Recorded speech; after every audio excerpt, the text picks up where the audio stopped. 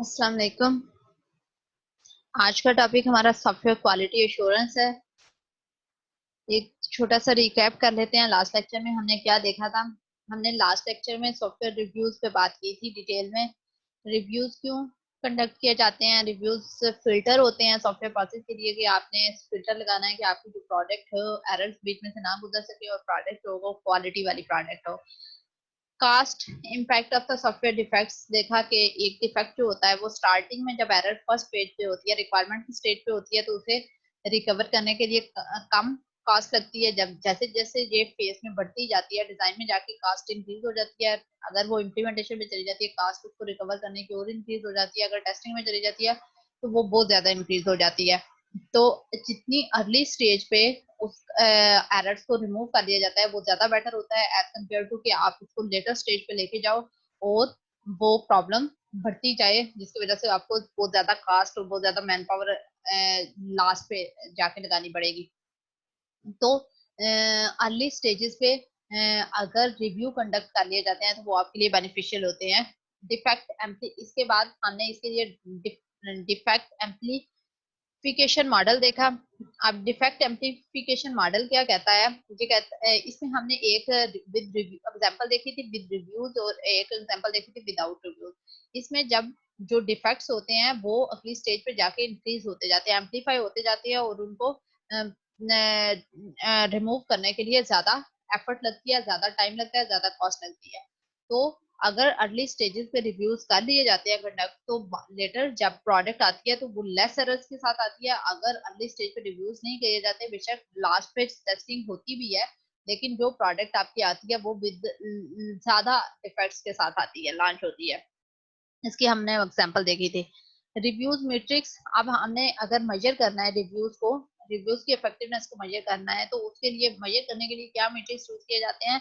उसमें total effort, effort कैसे major की जाती है, प्रिपरेशन के एफर्ट को, असेसमेंट की एफर्ट को और रिवर्क के एक्चुअल जो आपने किया है उसकी एफर्ट को और रिवर्क के एफर्ट को मिला के टोटल एफर्ट बनती है। और total effort, work product size, minor mistakes आती हैं, कुछ मेजर मिस्टेक्स होती है। माइनर और मेजर मिस्टेक को मिला के आपकी टोटल मिस्टेक्स बनती हैं और टोटल मिस्टेक को डिवाइड कर देते हैं वर्क प्रोडक्ट साइज में। जितना आपने, जैसे आपने 12 डायग्राम्स को 12 डायग्राम से आपकी 6 प्रॉब्लम्स जो है 6 आपकी एरर्स निकली है तो 6 डिवाइडेड बाय 12 ये आपकी रेशियो बन जाएगी जो एरर्स के फाउंड होने की थी। रिव्यू मैट्रिक्स आप ये यूज करते हैं। फॉर्मल एंड अच्छा, इसमें कैटेगराइज किया जाता है जिसमें फॉर्मल और इनफॉर्मल रिव्यूज आते हैं। फॉर्मल रिव्यूज जो होते हैं इनफॉर्मल, जैसे मैं खुद ही मैंने कोई काम किया है, मैंने एक टॉपिक पे कोई जैसे आर्टिकल लिखा है, उस आर्टिकल को मैं खुद ही बैठ के रीड करना शुरू कर दी, उसमें कोई प्रॉब्लम तो नहीं है, आप एक सिंपल इनफॉर्मल सा रिव्यू है। या मैं अपने साथ बैठे हुए किसी बंदे को कहती हूँ ये मुझे रीड कर दो। और फॉर्मल जो होता है उसकी एक प्रॉपर प्रिपरेशन की जाती है जिसमें एजेंडा डिसाइड होता है, रिव्यू करके प्रॉपर उसका बैकअप दिया जाता है कि रिव्यू में जो प्रॉब्लम फाइंड आउट हुई हैं क्या उस पे फॉलो अप किया गया है, उन प्रॉब्लम को रिमूव किया गया है। वो उसमें फॉर्मल्स में वॉक थ्रू और इंस्पेक्शन आते हैं, इनमें से इंस्पेक्शन थोड़े ज्यादा स्ट्रिक्ट फॉर्मल है, लाइक चेकलिस्ट होती है जिसके अकॉर्डिंग हम वॉक थ्रू में जो आपका बनाने वाला होता है, प्रोड्यूसर होता है उस डॉक्यूमेंट का जिसको रिव्यू किया जा रहा होता है वो भी शामिल होता है और वो उस डॉक्यूमेंट से आपको वॉक थ्रू करवाता है। Elements of software quality assurance. Software quality assurance के एलिमेंट्स कौन कौन से होते हैं, एलिमेंट्स में क्या क्या, सॉफ्टवेयर क्वालिटी एश्योरेंस में क्या क्या चीजें हम देखते हैं। स्टैंडर्ड, स्टैंडर्ड्स की जब बात आती है तो कुछ डिफरेंट स्टैंडर्ड्स होते हैं क्वालिटी के, लाइक IEEE है, ISO है और कोई ऑर्गेनाइजेशन CMMI का मॉडल जैसे होता है, तो वो डिफरेंट ऑर्गेनाइजेशन डिफरेंट स्टैंडर्ड्स होते हैं क्वालिटी के। ऑर्गेनाइजेशंस हो सकता है, मैम अभी तो कोई आया नहीं। तो इसकी रिकॉर्डिंग आपको मिल जाएगी ना। मैं 1 मिनट बाकी सबको बुला लाता हूँ, उनको मैं मैसेज कर देता हूँ कि क्लास आप स्टार्ट हो गई है, आ जाएं।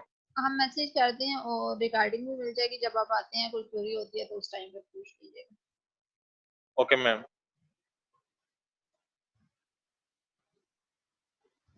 जब आपके स्टैंडर्ड्स जो होते हैं, हम जैसे सीएमएमआई स्टैंडर्ड एक को हम फॉलो कर रहे हैं, तो हो सकता है कि वो ऑर्गेनाइजेशन विलिंगली आपसे करवा रही हो, आप पे इम्पोज करवा रही हो, या आप खुद विलिंगली वो इम्प्रूव करना चाह रहे हो तो खुद से कर रहे हो। ये सॉफ्टवेयर क्वालिटी एश्योरेंस की जॉब होती है कि वो श्योर करती है, मेक श्योर करती है कि आप अकॉर्डिंग टू स्टैंडर्ड काम कर रहे हो, जो भी स्टैंडर्ड फॉलो किया जा रहा है उसके अकॉर्डिंग काम कर रहे हो कि नहीं कर रहे। उसके अलावा क्वालिटी एश्योरेंस में आता है रिव्यूज एंड ऑडिट। रिव्यूज पे हमने लास्ट लेक्चर में डिटेल में बात की थी कि रिव्यूज क्या होते हैं। क्वालिटी कंट्रोल एक्टिविटी है बेसिकली ये इसका मकसद होता है कि एरर्स को अनकवर कर लेना और गाइडलाइंस को फॉलो करना, और रिव्यूज परफॉर्म किए जाते हैं, ये भी क्वालिटी एश्योरेंस के। टेस्टिंग की जाती है। टेस्टिंग में इसकी सारे की एक्टिविटी होती है। रिव्यू भी परफॉर्म किए जाते हैं, जैसे रिव्यू अर्ली स्टेजेस पे किए जाते हैं, लास्ट हमने एग्जांपल दी थी, और टेस्टिंग हम लेटर स्टेज पे करते हैं। इसका मकसद भी एरर फाइंड आउट करना होता है, प्रॉपर प्लानिंग और की जाती है, टेस्टिंग की भी और एग्जीक्यूशन की जाती है। इसके अलावा error defect collection and analysis, इसके लिए बेटर अंडरस्टैंडिंग होना एरर की जरूरी होता है। चेंज मैनेजमेंट, चेंज अनअवॉइडेबल होता है, हर सूरत में आना ही आना होता है, रिक्वायरमेंट चेंज होती है। चेंज को मैनेज करने का आपने क्या प्रोसीजर रखा हुआ है, जब आपके प्रोजेक्ट में चेंज आएगा तो आप उसे कैसे हैंडल करोगे। ट्रेसेबिलिटी मैट्रिक्स यूज कर रहे हो, क्या चीज यूज कर रहे हो, आपके वो कंटिन्यूसली चेंज आता जाता है, चेंज को हैंडल कैसे आप रिस्क असेसमेंट करते हो, कैसे आपने चेंज का इम्पैक्ट एनालिसिस करके कैसे एक्सेप्ट या रिजेक्ट करना है चेंज, तो वो सारा ये भी क्वालिटी एश्योरेंस का पार्ट होता है।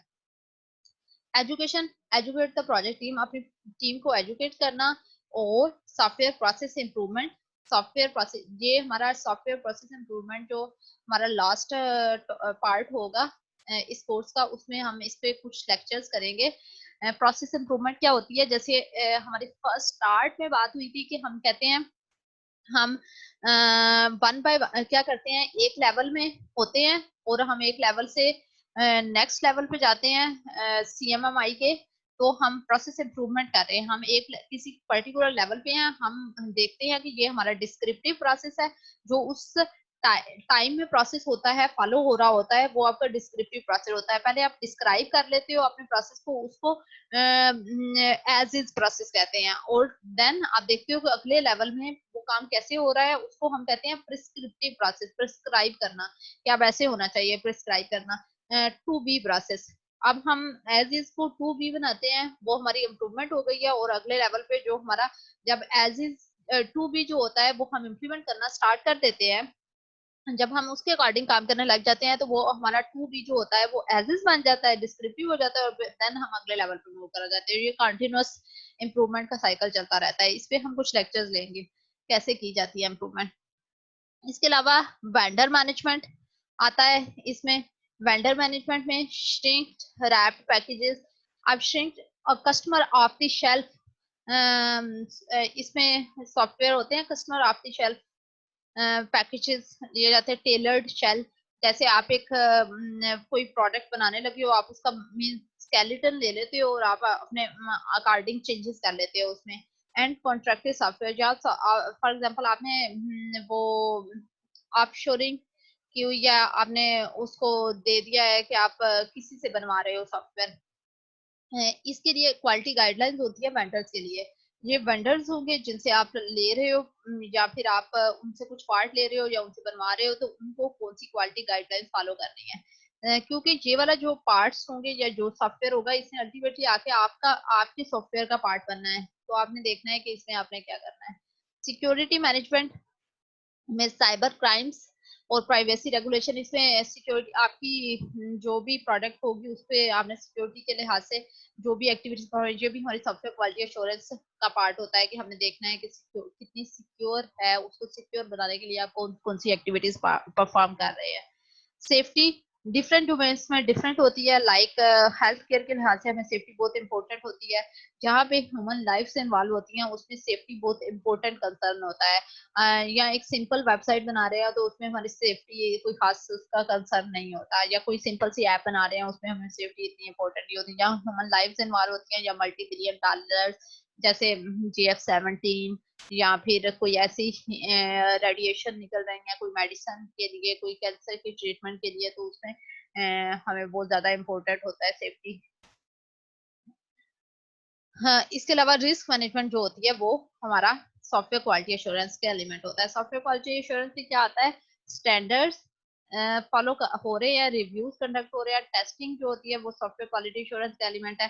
एरर्स का डिटेक्ट करना, उनको एनालाइज करना, चेंज मैनेजमेंट का जो सारा प्रोसीजर होता है सॉफ्टवेयर क्वालिटी एश्योरेंस का पार्ट होता है। एजुकेट करना अपनी टीम को, आपको अपने प्रोसेस को एजुकेट करना।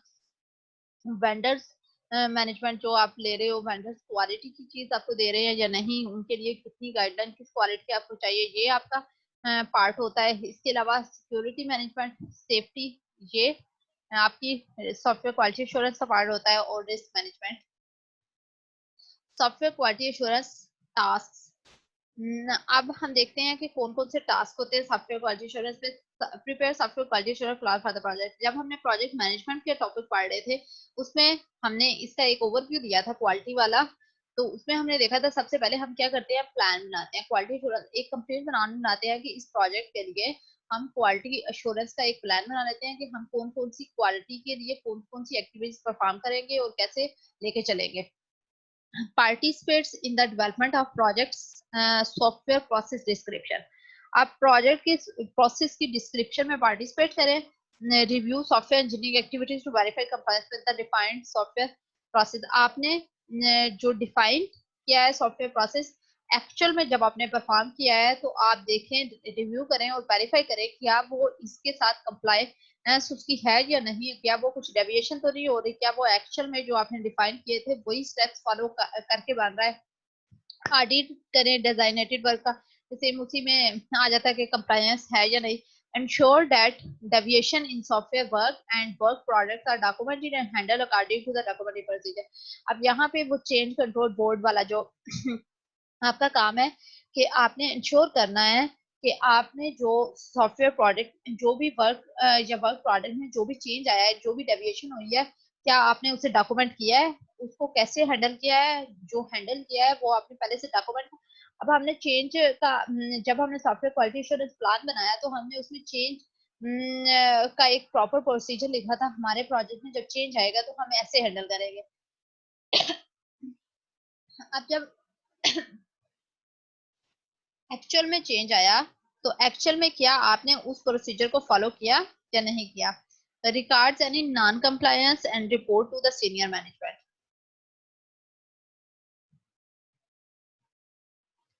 आपने नॉन कंप्लायंस रिकॉर्ड करनी है जो, और अगर आप फॉलो नहीं हो रहा, कोई भी चीज फॉलो नहीं हो रही, जैसे मैं आपसे कह रही हूँ रिव्यू करना है, ऑडिट करना है, सॉफ्टवेयर प्रोसेस को देखना है कि प्रोसेस की एक्टिविटीज अकॉर्डिंग टू जो हमने पहले से डिसाइड की थी उसकी हो रही हैं या नहीं हो रही। तो अगर चेंज जो आता है वो according to that procedure that have documented in the software quality assurance plan, according to that procedure हो रहा है या नहीं हो रहा। तो अगर कोई नॉन कंप्लायंस है जिसमें नहीं हो रहा तो आपने रिपोर्ट करना है। अच्छा, goals, attributes and matrix. Goals क्या होते हैं, सॉफ्टवेयर क्वालिटी एश्योरेंस के गोल्स होंगे, एट्रीब्यूट्स उसमें कुछ होंगे और कुछ मैट्रिक्स मेजर करने के लिए यूज किए जाएंगे। गोल्स हमारे क्या है, रिक्वायरमेंट की क्वालिटी, हमने क्वालिटी किसी एक स्टेज पे नहीं लेके आई जाती, थ्रू आउट की प्रोजेक्ट जो है वो चलती रहती है। Requirement quality, design quality, code quality, quality control, effectiveness. अब हम वन बाय वन देखते हैं कि हम इस रिक्वायरमेंट की क्वालिटी, इसमें कौन कौन से एट्रीब्यूट यूज होंगे, कैसे मेजर करेंगे, इसमें कौन से एट्रीब्यूट्स होंगे और हम उसको कैसे मेजर करेंगे, वन बाय वन देखते हैं। रिक्वायरमेंट की क्वालिटी क्या, रिक्वायरमेंट की क्वालिटी के लिए हम कौन से एट्रीब्यूट यूज कर रहे हैं, ambiguity, completeness, understandability, volatility, traceability, model clarity. Ambiguity क्या है, एम्बिगुअस रिक्वायरमेंट्स, आपने ये टर्म तो बहुत दफा सुनी होगी ऐसी बात में। एम्बिगुअस क्या है, डिफरेंट लोग डिफरेंट इंटरप्रिटेशन है, कुछ सही नहीं है। अब यहाँ पे जैसे बायसनेस होती है, डिफरेंट लोग उससे डिफरेंट मीनिंग ले सकते हैं।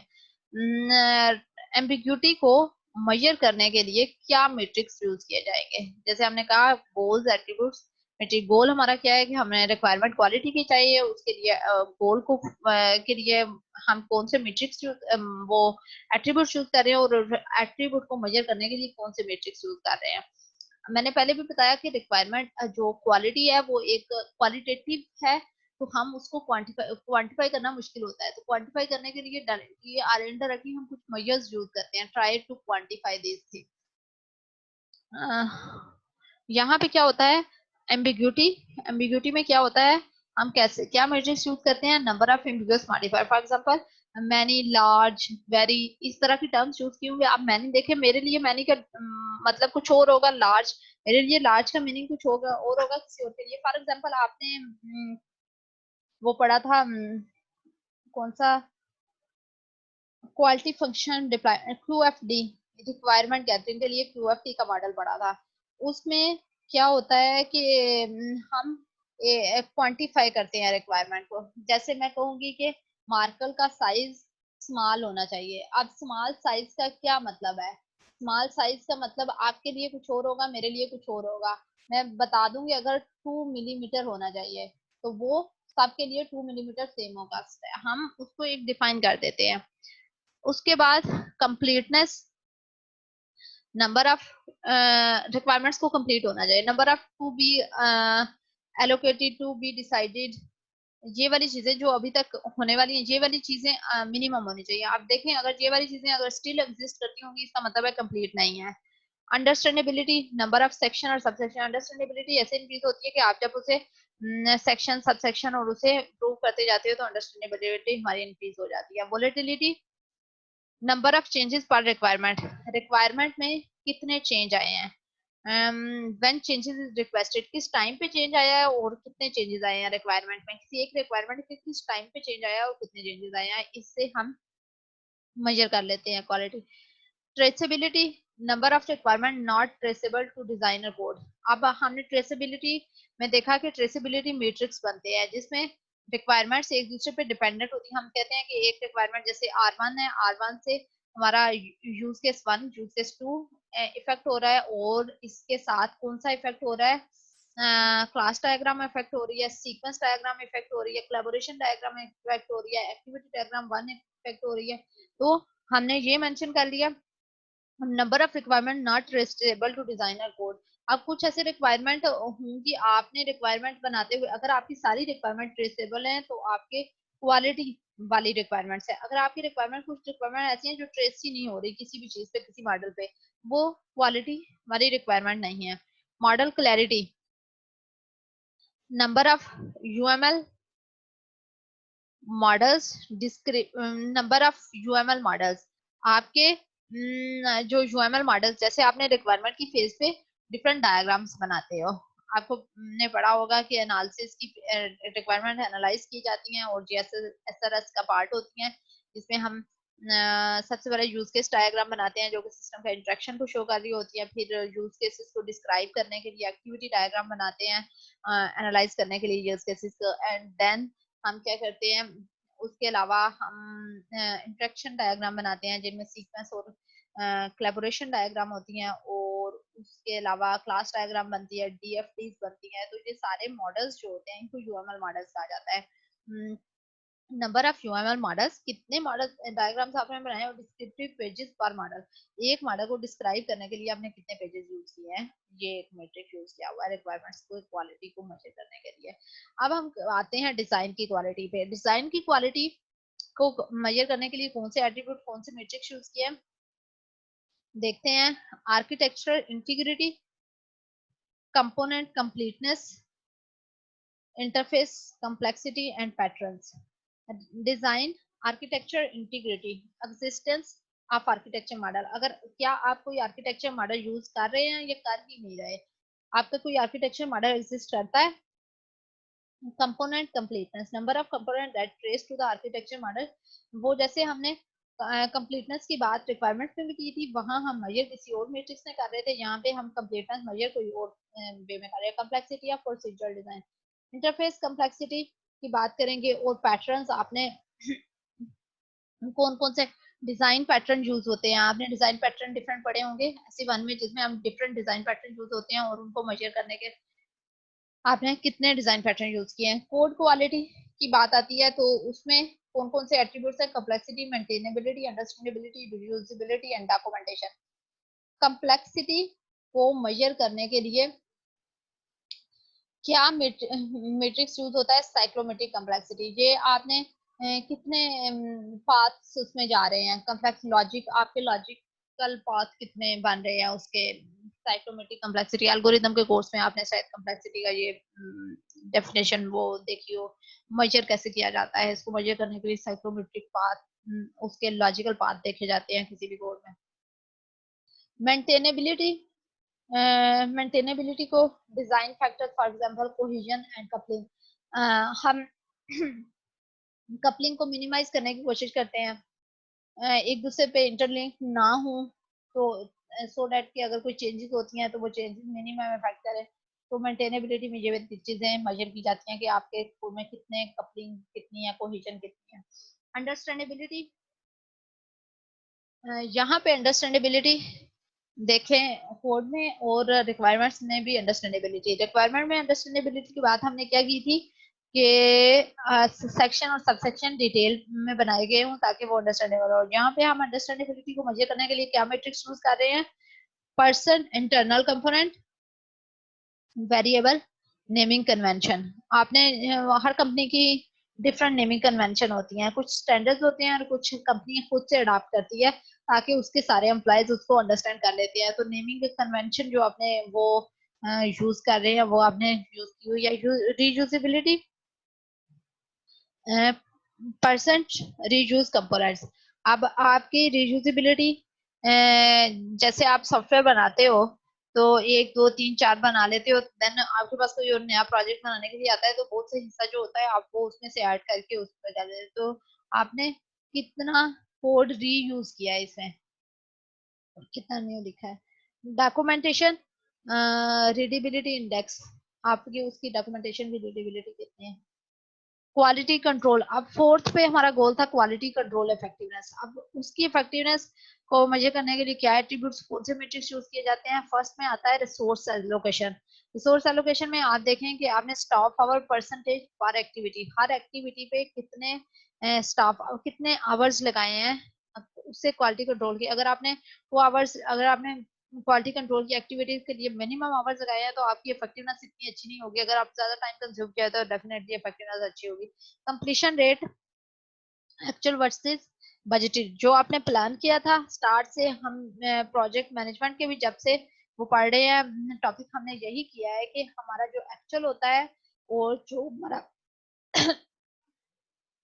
जो हमने प्लान बनाया होता है उसमें जो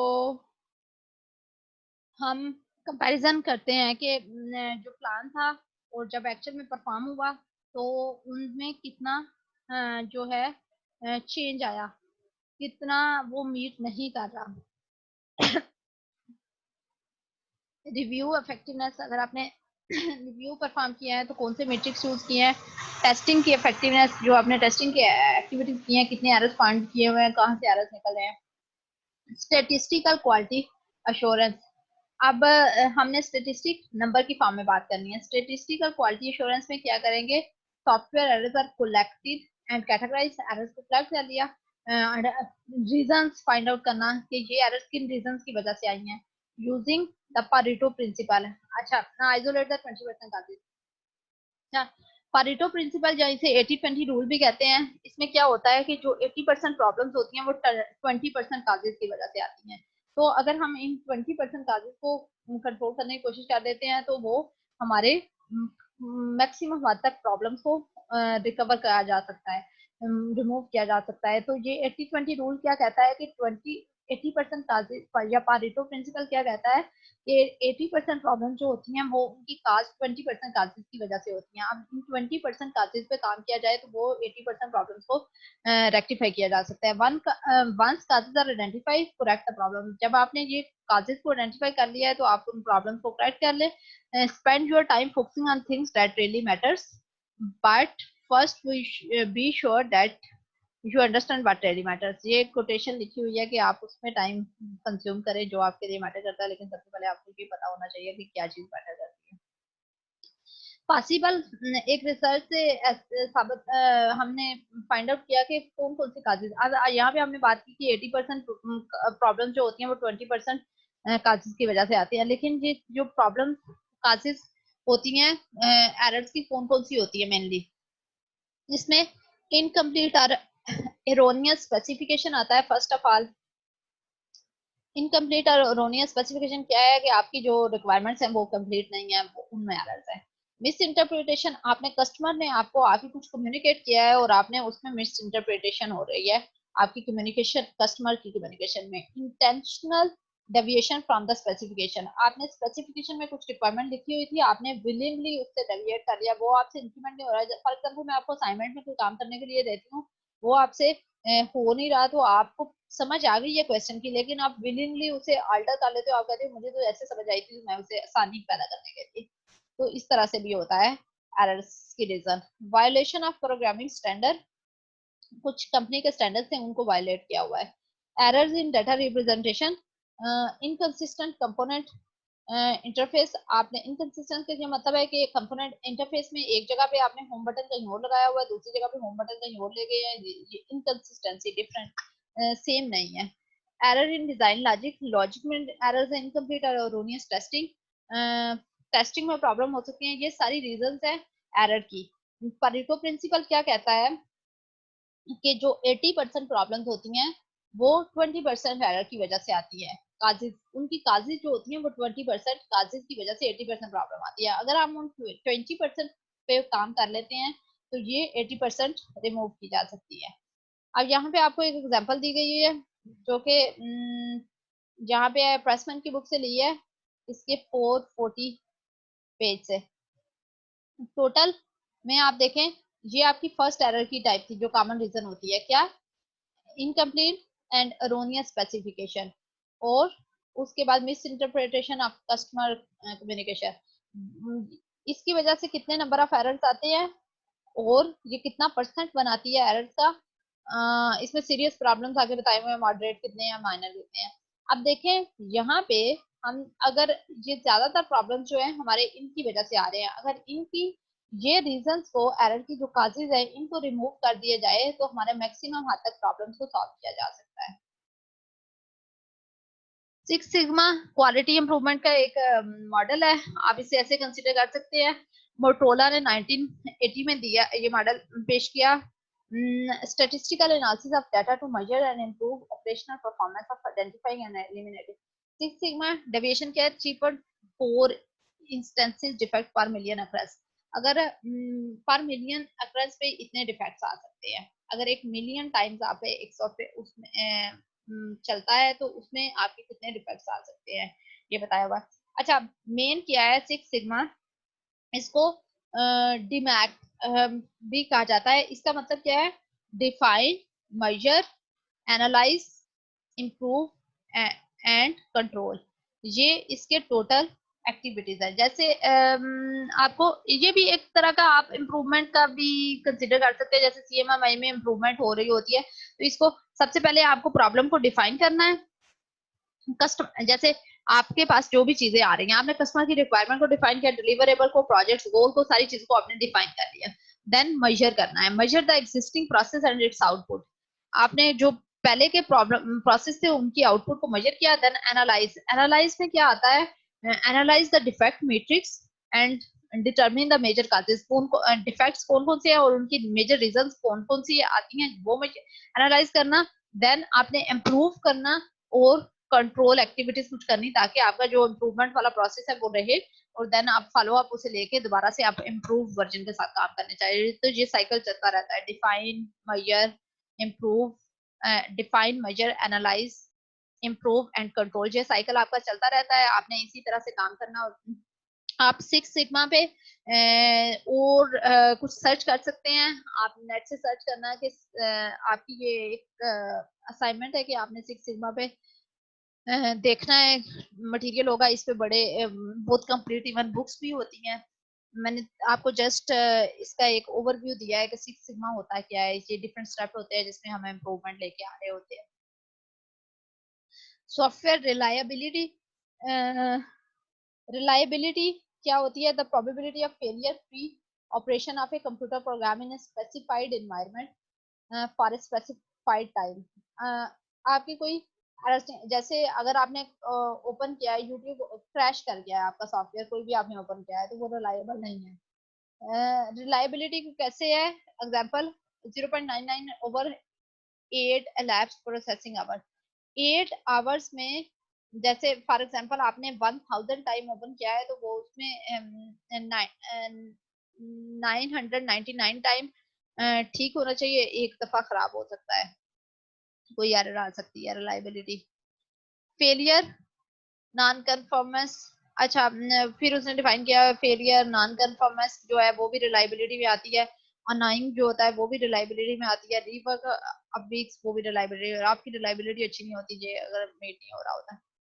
रिलायबिलिटी अवेलेबिलिटी को मेजर करने के लिए क्या बताया उन्होंने? Matrix prediction of software reliability. Hardware जो होते हैं, स्टार्टिंग में भी हमारी एक दफा बात हुई थी, जो हार्डवेयर होते हैं वो उनका फेलियर वो वेयर आउट हो जाते हैं। मींस जैसे आप कोई बल्ब लाइट चूज कर रहे हो, तो वो लाइट कुछ अर्सा चलेगी, और कुछ अर्सा चलने के बाद आप की वो लाइट जो है अपनी उसका होगा कि उसने 1000 आवर्स जैसे चलना है, 1000 चलने के बाद वो खराब हो जाती है। ट्यूबलाइट होती है वो खराब हो जाती है। कोई भी चीज जो हमारी फिजिकल चीजें होती है, जो हार्डवेयर चीजें होती है, वो वेयर आउट हो जाती हैं। लेकिन सॉफ्टवेयर जो होता है वो वेयर आउट नहीं होता है, जितना भी चलता रहे उसमें डिजाइन डिफेक्ट्स आते हैं। तो हम कैसे मेजर करते हैं? मीन टाइम बिटवीन फेलियर्स को मेजर किया जाता है रिलायबिलिटी को मेजर करने के लिए। मीन टाइम बिटवीन फेलियर को कैसे मेजर किया जाता है? Is equal to mean time to failure, जो आपने फेलियर को टाइम का plus mean time to repair. आपने फेलियर आया है, फेलियर कोई प्रॉब्लम आ गई है, अब वो सॉफ्टवेयर को उससे रिकवर भी करना चाहिए, रिपेयर करना चाहिए। आप उस पर कितना टाइम लगा है, उन दोनों को ऐड करके आपका मीन टाइम बिटवीन फेलियर आता है। अवेलेबिलिटी को कैसे मेजर किया जाता है? Mean time to failure divided by mean time to failure plus mean time to recover. इन दोनों का सम को इस पे डिवाइड कर देते हैं और मल्टीप्लाई बाय 100 कर देते हैं, तो उससे आपको परसेंटेज आ जाती है कि अवेलेबल आपका सॉफ्टवेयर कितने परसेंट अवेलेबल रहा है।